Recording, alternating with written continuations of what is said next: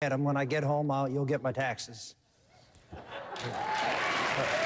you did call on the governor to release his. No, someone asked me, would it be okay for the governor? I said, yes. I don't think it's a big deal. I mean, if Governor Romney's told what his tax rate is, mine's higher than that, I can assure you. But I can't tell you what it was. All I know is it was very painful writing a check last April. That's all I can tell you.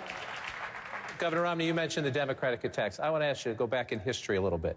Back in 1967, your father set a groundbreaking, what was then a groundbreaking standard in American politics. He released his tax returns. He released them for not 1 year, but for 12 years. And when he did that, he said this: 1 year could be a fluke, perhaps done for show. When you release yours, will you follow your father's example? Maybe. I don't know how many years I'll release. I'll take a look at what our documents are, and I'll release multiple years. I don't know how many years, but I'll be happy to do that. And let me tell you, I know there are some who are very anxious to see if they can't make it more difficult for a campaign to be successful. I know the Democrats want to go after the fact that I've been successful. I'm not going to apologize for being successful, and I'm not suggesting these people are doing that, but I know the Democrats will go after me on that basis, and that's why I want to release these things all at the same time. And I mean, my dad, as you know, born in Mexico, poor, didn't get a college degree, became head of a car company. I could have stayed in Detroit like him and gotten pulled up in the car company. I went off on my own. I didn't inherit money from my parents. What I have, I earned. I worked hard in the American way, and I'm going to be able to talk to President Obama in a way no one else can that's in this race right now about how the free economy works, what it takes to put Americans back to work, and make sure he understands that this divisiveness of dividing Americans between 99 and 1 is dangerous. We are one nation under God. You've raised the topic of putting America back to work. I think we're ready for another question from our audience. Am I right? Not quite yet. All right, so let's stay up here for a second. Let's move to, you mentioned putting America back to work. Let's talk about something. Apple Computer. Apple Computer is a breathtakingly important American company. Senator Santorum is one of the most respected companies in the country. I've handed it off, but I carry Apple products to do my work every day. It employs about 500,000 people in China. It is based in the United States, has some employees here, about 40-something thousand, I think 46,000, most of them in retail stores and at the headquarters. 500,000 of them are in China. As a president of the United States, what do you do about that? I'm the only person on this stage that will do something about it. I've got a specific plan in place that I've put out there called the Made in the USA plan for exactly these kinds of companies that have to create great technology and then go somewhere else to make them, because America is uncompetitive. And that's why we have to cut the corporate tax to zero for all corporations who manufacture and process in this country. People have said, well, why are you doing it for corporations and only cutting it in half, which I do, to 17.5% for the rest? It's because the local pharmacy is not going to move to China. They're not going to, the jobs that we're losing are jobs that we have to compete with other countries, and those are manufacturing jobs. The reason they're going there is not because our workers or our management in this country are not productive. We have great productivity gains. It's amazing the transformation that has been made in the last decade or two about our manufacturing processing here. It is simply government getting in the way. None of these folks do anything. I do dramatic things that send a signal. Apple, you have all those employees over there, you make all those profits over there. If you want to bring that money back, right now you pay a 35% tax. Under our plan, if you bring it back and invest it in plant and equipment here in Charleston, you pay nothing. You put that money to work. If you invest it, you pay nothing. It's a powerful incentive. You throw on top of that the energy policy that we put out there to revitalize the energy sector, which will create, again, manufacturing energy costs is a big deal. So we have an energy piece. We also have a piece having to do with regulations. The Obama administration has promulgated 2.5 times the number of regulations that cost American businesses over $100 million a year. 2.5 times the last 16 years of presidents. This president is putting a burden on manufacturers and business. It's the reason we're not making things here. I'll repeal every single one of those regulations on day one. Congressman Paul, how do you revive Made in America? you have to create the right conditions to bring these companies back, and they have to bring their capital back and shouldn't be taxed. But Apple's a great company, but the way you ask the question, it infers that because there's a bunch of workers overseas, it hasn't benefited a lot of people here. The consumers obviously have been benefited by a good company, well run. But obviously there's a lot of employees with Apple in this country as well. I don't think that's the number that you have to be concerned about. A lot of people worry about us buying and money going overseas. But if you send money to China, let's say they're paying wages over there and we send dollars over there, well, they don't put the dollars in a shoebox. They have to spend those dollars. Unfortunately, they're buying our debt and perpetuating our consumerism here and our debt here. But immediately there's a benefit to us because those dollars come back.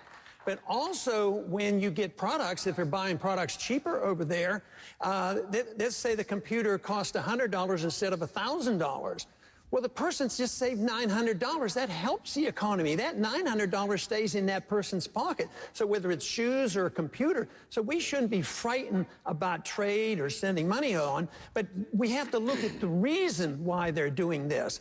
I mean, even the car companies, there's obviously a problem with car companies here. They're in bigger trouble, and we had to bail them out. But there are foreign companies that build cars in this country, and they make a living out of it. So it's more complex than that, but we have to do whatever we can. I think the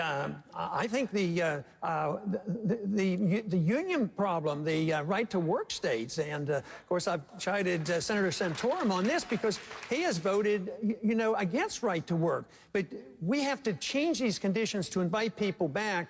But believe me, the regulations and the fact that we are the issuer of the reserve currency of the world is a real temporary blessing for us because it's easy for us to export our money. That's unfortunately our greatest export, and they're still taking our money. Soon, though, they're going to quit, and this whole ball game is going to end, and we better get prepared for it. He mentioned you, Senator Santorum. Go ahead, quickly. Congressman Paul knows, because we talked about this before, I've already signed a pledge and said I would sign a national right-to-work bill. And when I was a senator from Pennsylvania, which is a state that does not a right-to-work state, the state made a decision not to be right-to-work, and I wasn't going to go to Washington and overturn that from the federal government and do that to the state. That's a very different position. Quickly, sir. Yeah, the response should be, yes, I understand that. That's the way politics works. You voted the way you thought was best. Representative government. Yeah, for your state. But as president, are you going to represent South Carolina or Pennsylvania? That's really the question. Well, maybe you didn't hear what I said. I said I would support a national right-to-work law and sign it into law and would support it and advocate for one. Now let's continue the economic conversation with some input from a question from Twitter. If you look up here, you can see it, #CNN debate. What is your take on SOPA, and how do you believe it affects Americans? For those who have not been following it, SOPA is the Stop Online Piracy Act. Crackdown on internet piracy, which is clearly a problem, but opponents say it's censorship. Full disclosure, our parent company, Time Warner, says we need a law like this because some of its products, movies, programmings, and the like are being ripped off online. Let me start with you, Mr. Speaker. There's two competing ends, two engines even, of our economy here at odds on this. How do you deal with it? Well, you're asking a conservative about the economic interest of Hollywood. And I'm weighing it. I'm weighing it. I'm not rushing in. I'm trying to think through all of the many fond left-wing people who are so eager to protect. On the other hand, you have virtually everybody who's technologically advanced, including, you know, Google and YouTube and Facebook and all the folks who say this is going to totally mess up the internet, and the bill in its current form is written really badly and leads to a range of censorship that is totally unacceptable. Well, I favor freedom. And I think that if I think that we have a patent office, we have copyright law. If a company finds that it has genuinely been infringed upon, it has the right to sue but the idea that we're going to preemptively have the government start censoring the internet on behalf of giant corporations' economic interest strikes me as exactly the wrong thing to do. Mr. Speaker, right, Governor Romney, these companies complain, some of them are based in Hollywood, not all of them are, that their software, that their publishing, that their movies, that their shows are being ripped off. I think he got it just about right. The truth of the matter is that the law as written is far too intrusive, far too expansive, far too threatening to freedom of speech and movement of information across the internet. It would have a potentially depressing impact on one of the fastest growing industries in America, which is the internet and all those industries connected to it. At the same time, we care very deeply about intellectual content that's going across the internet. And if we can find a way to very narrowly, through our current laws, go after those people who are pirating, particularly those from offshore, we'll do that. But a very broad law, which gives the government the power to start stepping into the internet and saying who can pass what to whom, I think that's a mistake. And so I'd say, no, I'm standing for freedom. I mean, it's a big issue in the country right now. Congressman Paul and Senator Santorum, your views on this one quickly. I was the first Republican to sign on with a host of Democrats to oppose this law. And we have had a concerted effort, and I feel like we're making achievement there. This bill is not going to pass, but watch out for the next one. And I am pleased that the attitude is sort of mellowed up here, because the Republicans, unfortunately, have been on the wrong side of this issue. And this is a good example on why it's good to have somebody that can look at civil liberties and work with coalitions and bring people together. Freedom and the Constitution bring factions together. I think this is a good example. Those who support the law, Senator, argue tens of thousands of jobs are at stake. I don't support this law, and I agree with everybody up here that it goes too far, but I will not agree with everybody up there that there isn't something that can and should be done to protect the intellectual property rights of people. The internet is not a free zone where anybody can do anything they want to do and trample the rights of other people. And particularly when we're talking about, in this case, we're talking about entities offshore that are doing so, that are pirating things. So the idea that the government, that you have businesses in this country and that the government has no role to try to protect the intellectual property of people who have those rights in this country from people overseas pirating them and then selling them back into this country, it's great. I mean, I'm for free, but I'm not for people abusing the law, and that's what's happening right now, and I think something proper should be done. I agree this goes too far. But the idea that, anything goes on the internet, where did that come from? We're in America to say that anything goes. We have laws, and we respect the law, and the rule of law is an important thing, and property rights should be respected. All right, gentlemen, I want to thank you. I ask our audience, applaud if you wish. Stand by 1 second, take one more break. Much more of our Southern Republican presidential debate to come, including this question. After months of campaigning, if these candidates could do one thing over, what would it be?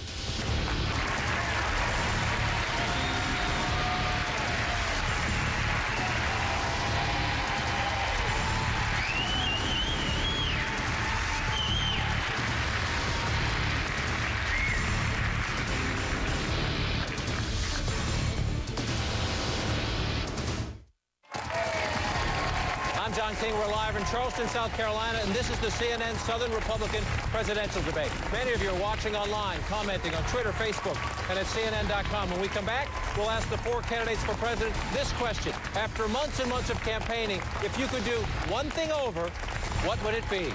Stay with us.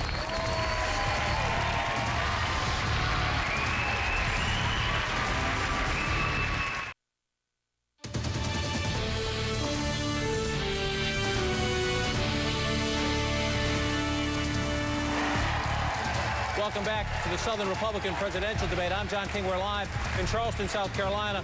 A lot more issues to wander through tonight, but I just want to take this moment. After months and months of campaigning, maybe this is fun, maybe it isn't. Speaker Gingrich, I want to start with you. You're at this for months and you're out there. If there's one thing, just one thing in this campaign you could do over, what would it be? I would skip the opening 3 months where I hired regular consultants and tried to figure out how to be a normal candidate. And I would just go straight at being a big ideas, big solutions, internet-based campaign from day one. It just didn't work. I mean, it's not who I am. I'm not capable of being a sort of traditional candidate. I'm a very idea-oriented candidate, and I think the internet makes it possible to create a momentum of ideas that's very, very exciting. Governor Romney? Well, I'd have worked to get 25 more votes in Iowa, that's for sure.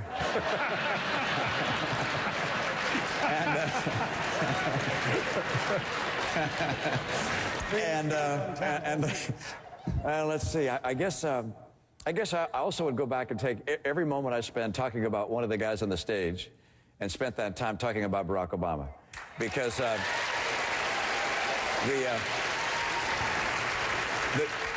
the truth is that Barack Obama is just way over his head. And he's taking our country down a path that is very dangerous. He's making us